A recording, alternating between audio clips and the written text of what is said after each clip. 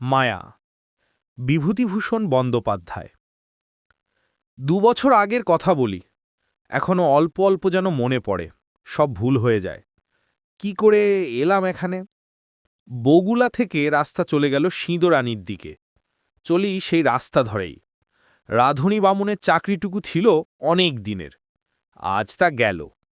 যাক, তাতে কোনো দুঃখ নেই। দুঃখ এই অবিচারে চাকরিটা গেল। ঘি চুরি করিনি, কে করেছে আমি জানিও না, অথচ বাবুদের বিচারে আমি দোষী সাব্যস্ত হলাম।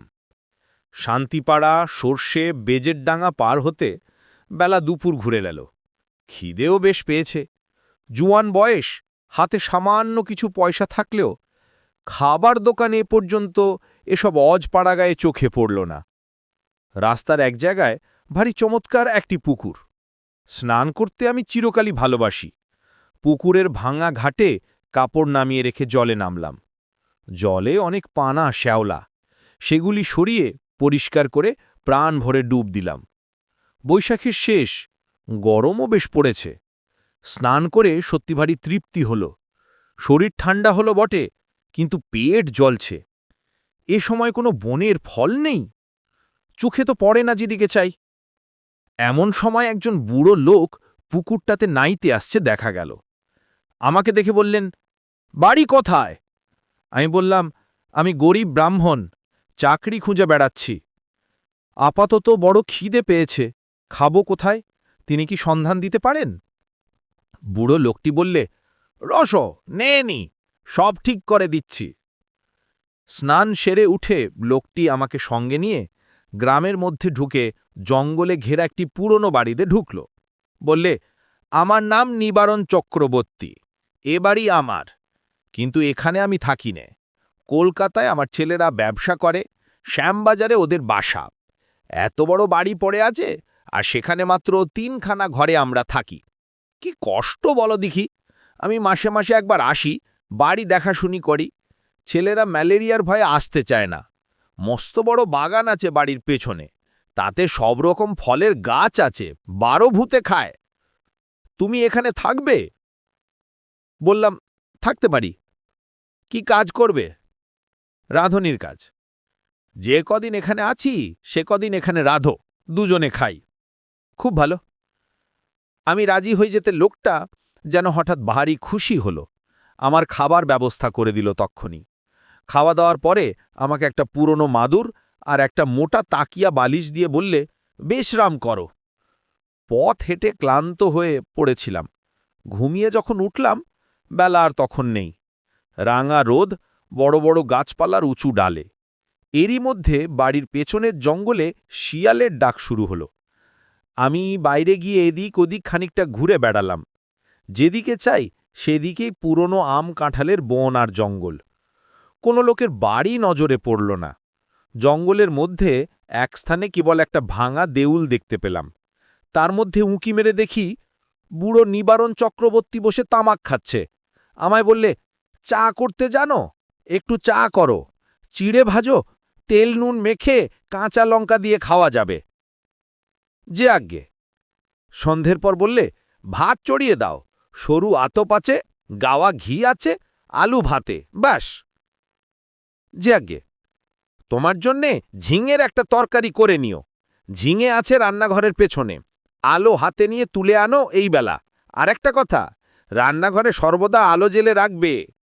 তা তো রাখতেই হবে, অন্ধকারে কি রান্না করা যায়? হ্যাঁ, তাই বলছি। মস্ত বড় বাড়ি, ওপরে নিতে বোধহয় ১৪-১৫খানা ঘর। এছাড়া টানা বারান্দা, ২-৪খানা ছাড়া অন্য সব ঘরে তালা দেওয়া।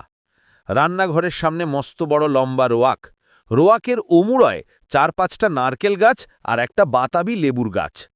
ঝিঙে তুলতে হলে এই লম্বা রোয়াকের ওমুড়য় আমায় উঠোনে নামতে হবে, তারপর ঘুরে রান্নাঘরের পেছন দিকে যেতে হবে। তখনও সম্পূর্ণ অন্ধকার হয়নি। আলোর দরকার নেই ভেবে আমি এখন শুধু হাতে ঝিঙে তুলতে গেলাম। বাহ বাহ, কি আগাছার জঙ্গল রান্নাঘরের পেছনে! বুনো ঝিঙে গাছ, যাকে এঁটো গাছ বলে, অর্থাৎ এমনি বীজ পড়ে যে গাছ হয় তাই। অনেক ঝিঙে ফলেছে। বেছে বেছে কচি ঝিঙে তুলতে লাগলাম। হঠাৎ আমার চোখে পড়ল একটি বউ মতোকে মেয়ে ছেলে আমার সামনাসামনি হাত 10 দূরে ঝোপের মধ্যে নিচু হয়ে আধ ঘোমটা দিয়ে আমারই মতো ঝিঙে তুলছে। দুবার আমি চেয়ে চেয়ে দেখলাম, তারপর পেছনে ফিরে 7-8টা কচি ঝিঙে তুলে আসার সময় আরেকবার চেয়ে দেখলাম, দেখি বউটি তখনও ঝিঙে তুলছে। নিবারণ চক্রবর্তী বললে, ঝিঙে পেলে? আগে হ্যাঁ, অনেক ঝিঙে হয়ে আছে। আরেকজন তুলছিল। কোথায়? ওই রান্নাঘরের পেছনে, বেশি জঙ্গলের দিকে। পুরুষ মানুষ? না, একটি বউ। নিবারণ চক্রবর্তীর মুখ কেমন হয়ে গেল। বললে, কোথায় বউ?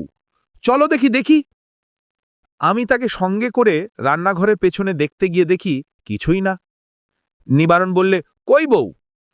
ওই তো ওখানে ছিল, ওই ঝোপটার কাছে। হাহ, যত সব, চলো চলো, দিনে দুপুরে বউ দেখলেই অমনি। আমি একটু আশ্চর্য হলাম।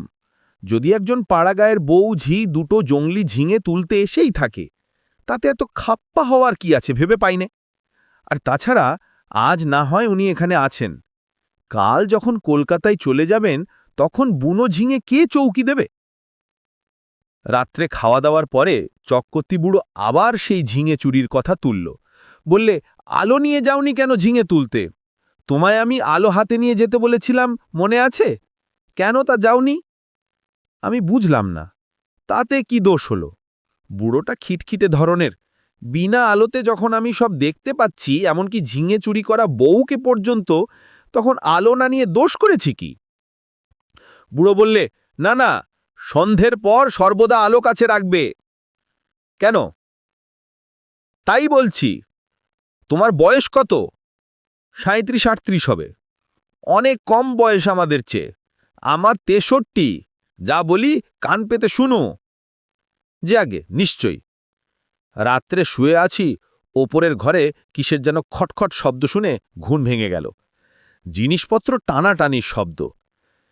কে বা কারা যেন বাক্স বিছানা এখান থেকে ওখানে সরাচ্ছে, ভারী জিনিস সরাচ্ছে।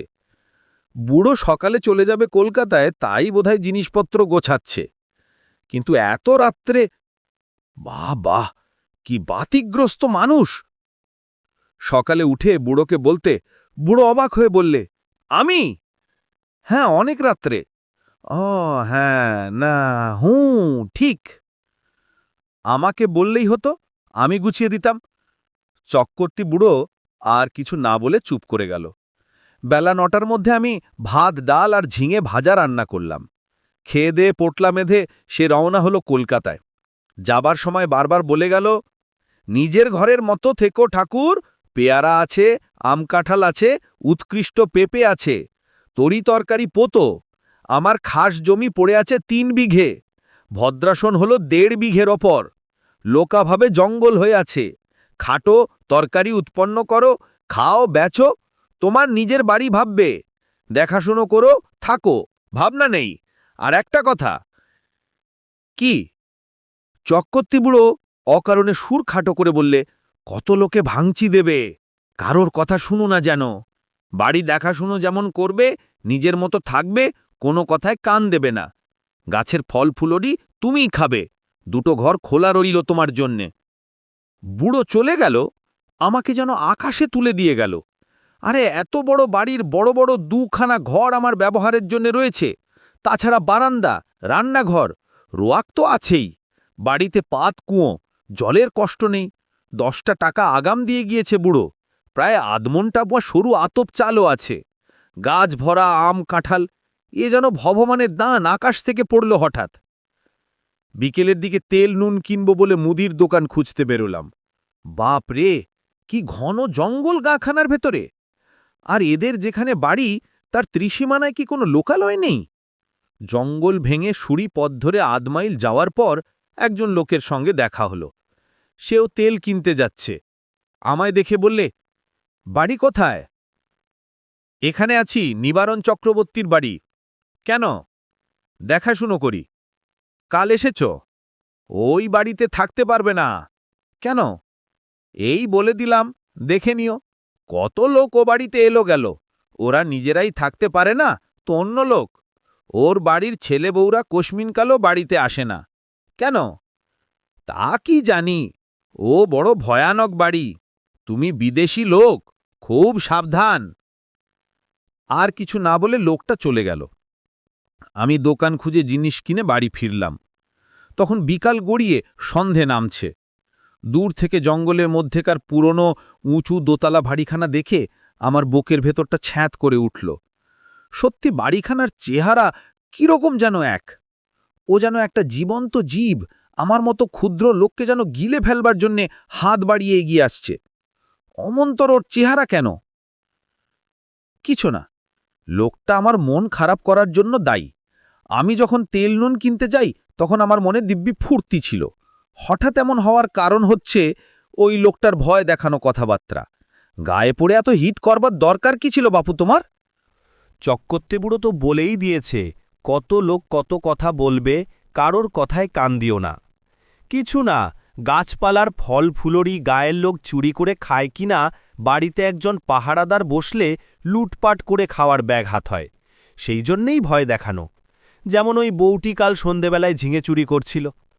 অনেক দিন এমন আরামে থাকিনি। বিনা খাটুনিতে পয়সা রোজগারের এমন সুযোগ জীবনে কখনো ঘটেনি। নিজের জন্যে শুধু দুটো রান্না, মিটে গেল কাজ। সকাল সকাল রান্না সেরে নিয়ে নিচের বড় রোয়াকে বসে আপন মনে গান গাইতে লাগলাম। এত বড় বাড়ির আমিই মালিক, কারোর কিছু বলার নেই আমাকে, যা খুশি করব।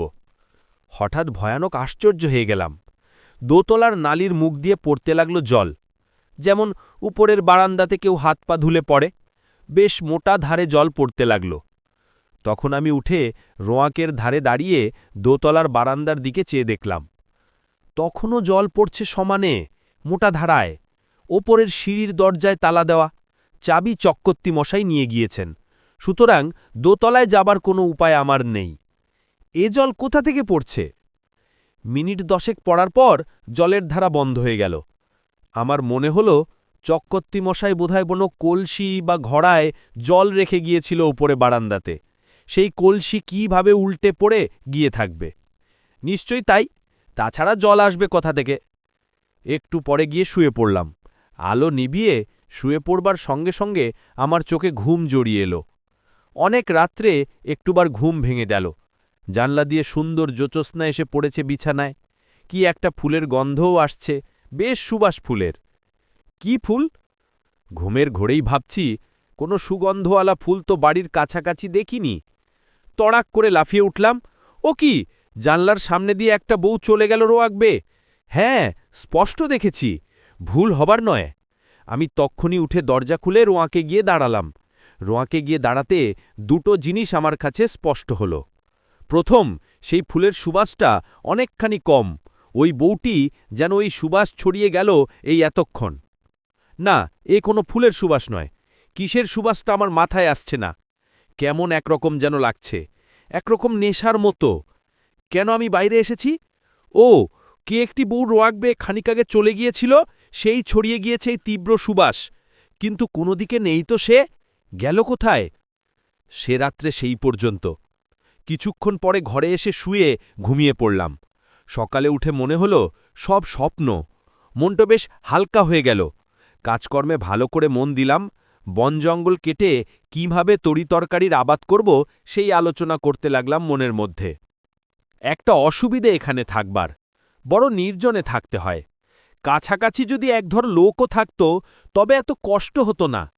কথা বলবার একটা লোকও নেই, এই হলো মহা কষ্ট। সেদিন দুপুরে এক ঘটনা ঘটল। আমি ভাত নামিয়ে হাঁড়ি রাখতে যাচ্ছি, এমন সময় দোতলার বারান্দাতে অনেক লোক যেন একসঙ্গে হেসে উঠল। সে কি ভীষণ অট্ট হাসি! আমার গা যেন দোল দিয়ে উঠল সে হাসি শুনে।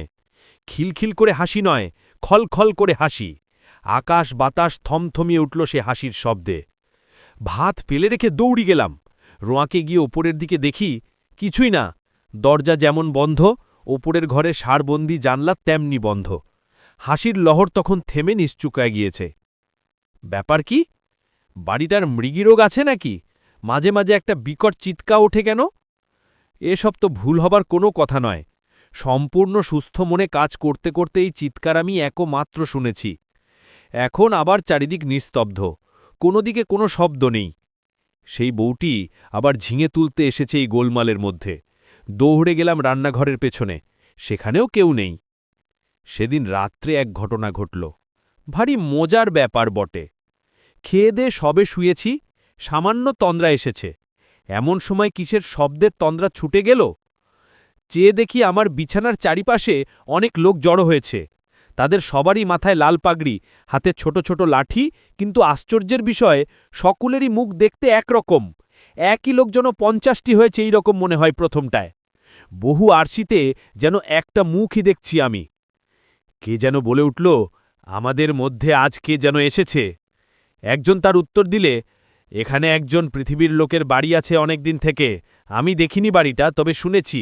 যারা দেখতে জানে তারা বলে সেই বাড়ির মধ্যে একটা লোক রয়েছে। সব মিথ্যে। কোথায় বাড়ি? আমরা কেউ দেখিনি। তবে এসো আমরা নাচ আরম্ভ করি। বাপরে বাপ, সে কি কাণ্ড! অতগুলো লোক একসঙ্গে ঢোল বাজিয়ে এক তাণ্ডব নৃত্য শুরু করে দিল। আমার দেহের মধ্যে দিয়ে কতবার যে এলো গেল, তার সঙ্গে সঙ্গে বিকট চিৎকার আর হল্লা। আমার বিছানার বা আমার কোনো অংশ তারা স্পর্শও করল না। আমি যে সেখানে আছি তাও যেন তারা জানে না। আমার অস্তিত্ব সম্বন্ধে ওরা আদৌ সচেতন নয়। ওদের হুঙ্কার আর ভৈরব নৃত্যে আমি জ্ঞানশূন্য হয়ে গেলাম। যখন জ্ঞান হলো, তখন শেষ রাত্রে জ্যোৎস্না খোলা জানলা দিয়ে এসে বিছানায় পড়েছে। সেই ফুলের অতি মৃদু সুবাস ঘরের ঠান্ডা বাতাসে। আমি আধো অচেতনভাবে জানলার বাইরের জ্যোৎস্নামাখা গাছপালার দিকে তাকিয়ে রইলাম। কতক্ষণ পরে জানি না, ভোর হয়ে গেল। বিছানা ছেড়ে উঠে দেখি ঘুমের কোনো ব্যাঘাত হয়নি। সুনিদ্রা হলে শরীর যেমন ঝরঝরে আর সুস্থ হয়, তেমজি বোধ করছি। তবে সে ভূতের নাচ কে দেখেছিল? সে নাচ কি তবে ভুল? খেয়ে দিয়ে পরম আরামে শুয়ে ঘুমিয়ে পড়ে স্বপ্ন দেখেছি? তাই যদি হয়, তবে এই শেষ রাত্রে ঠান্ডা বাতাসে ফুলের সুবাস পেয়েছি, তা কোথা থেকে এলো? সেই বউটি যখন চলাফেরা করে তখনই এমন সুবাস চড়ায় বাতাসে। সুবাসটা ভুল হতে পারে না। এখনও সে গন্ধ আমার নাকে লেগে রয়েছে। কোনো অজানা বনফুলের সুবাস হয়তো। তাই হবে। তেল কিনতে গিয়েছি দোকানে। দোকানি বললে, কিরকম আছো? বলি, কিছু দেখেছ নাকি? না। শুনেছ কিছু? না। খুব বেঁচে গিয়েছ তুমি। তোমার আগে যারা ওখানে থাকত তার সবাই একটা বউকে দেখত ওখানে প্রায়ই। এমন হতো শেষে ও বাড়ি ছেলে তারা নড়তে চাইত না। তারপর রোগা হয়ে দিন দিন শুকিয়ে শেষ পর্যন্ত মারা পড়ত। 2টি লোকের এই রকম হয়েছে এই পর্যন্ত। বাড়িতে ভূতের আড্ডা। ভূতে লোককে পাগল করে দেয়। তাদের কাণ্ডজ্ঞান থাকে না, না খেয়ে না দিয়ে ওখানে পড়ে থাকে, ছেড়ে যেতে চায় না। তুমি দেখছি ভূতের মন্তর জানো। আমরা তো বাড়ির ত্রিসীমানায় যাই না। মাথা খারাপ করে দেয় সাধারণ মানুষের। তেল নিয়ে চলে এলাম। ভাবতে ভাবতে এলাম, মাথা খারাপ হওয়ার সূত্রপাত আমারও হলো নাকি? বাড়ির ত্রিসীমানায় পা না দিতেই আমার মনে হলো, না, সব ভুল। পরম সুখে আছি। এ ছেড়ে কোথায় যাব? বেশ আছি, খাসা আছি, তোফা আছি। সেই থেকে আজ 2 বছর পড়ে আছি এই বাড়িতে। চক্রবর্তী মশাই মাইনে টাইনে কিচ্ছু দেয় না, তাতে আমার কিচ্ছু আসে যায় না। বাড়ি দেখাশোনা করি, বেগুন কালা বেচি, দিন রাত ওদের নৃত্য দেখি, ওদের মধ্যেই বাস করি, এক পা যাই না বাড়ি ছেড়ে।